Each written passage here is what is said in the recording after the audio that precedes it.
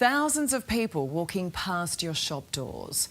It sounds like a dream for retailers, but these business owners want them gone. They say the protests are relentless and they're dangerous. Short of protesting the protesters themselves, they feel there's nothing they can do.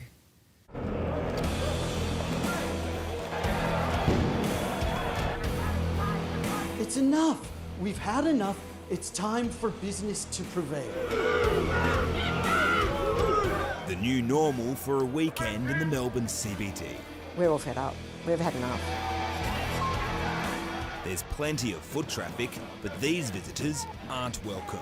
Melbourne is at risk, I suppose, of losing its one of its status as being a global, dynamic and livable city.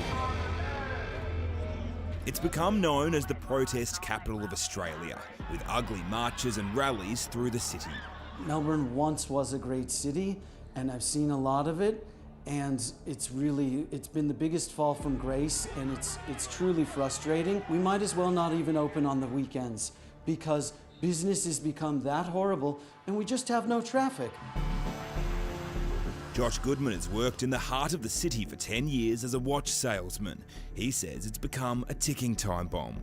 You can't blame anyone, because who wants to come into the city when you can't move around, you can't even do anything? It's about time that we got some move-on laws. It's time for the state government to stand up and actually do for the people. Josh has been forced to barricade himself inside his shop before because of the violence. He says it's time for change. What can we do? There's nothing we can do, because we can't tell them not to come. There is no power. The cops can't even tell them. They can't move them on. And because of that, what do we get? We then get Nazis marching through the streets. I'm just over it. I said, we started with the bushfires, then we went into COVID, and now for 2 years we have had protests every weekend. Abby's family perfume business has operated in the city for more than 60 years. She says the current laws stink. Abby says she doesn't even bother opening her store on Sunday. People don't come to the city anymore on the weekends. The government tells them to stay away, the police tell them to stay away. Take them somewhere else. Just take them somewhere else. This is what was thrown at police today, and I think Melbourne has had a gutful.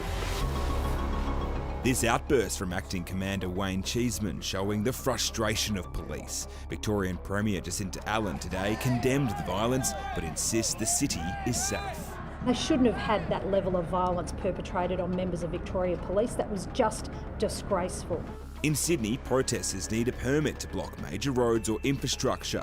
Otherwise, they face prosecution and hefty fines. Many are calling on the Victorian government to follow suit. I would welcome that. Frankly, I would welcome any kind of action that is going to limit the protesters. And you know what? I'm not against protesting. I'm happy for anyone to come out and protest, but we don't need to see it every single week over the same issue. So why don't we just look at that as a minimum? We'd also be suggesting that the protest should be redirected to elsewhere in the city. There's other venues that could be more accommodating and ensure less disruption for both businesses and residents as well. Scott Vinca from the Committee for Melbourne. I think that we want Melbourne to be a lively, dynamic and safe city where everyone feels welcomed.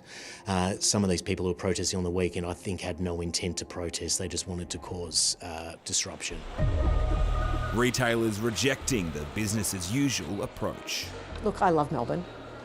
Melbourne's my home. I've been working in it my whole life. What do I think of it now? I'm hoping it's going to come back to life. The police need to be given more powers, and the government needs to follow through on their promises. And then maybe, and the protests have to stop. It's been 2 years.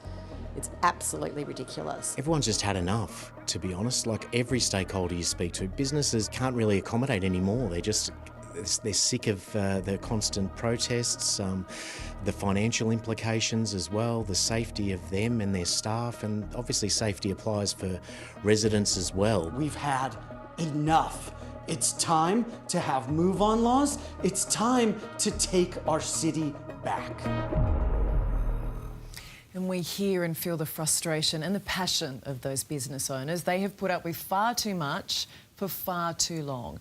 And you know what, Premier? It needs more than words. You need to show some real backbone and give the police the powers they need to keep themselves, retailers and the city safe.